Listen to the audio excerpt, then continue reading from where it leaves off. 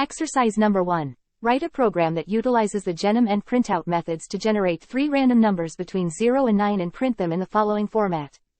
Please pause this video and begin writing your code once you have understood the question. You can unpause when you are ready to move on to the next question.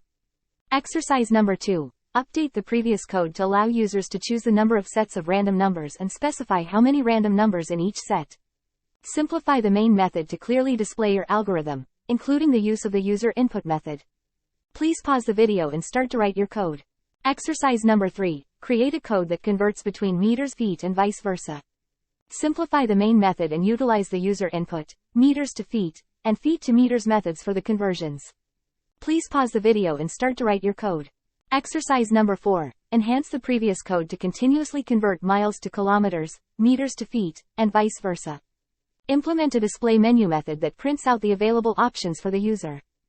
Please pause the video and start to write your code.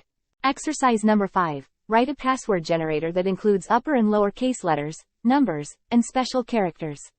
Utilize user input, rand upper, rand lower, random and rand special char methods, but not limited to these, to simplify the main method. Please pause the video and start to write your code.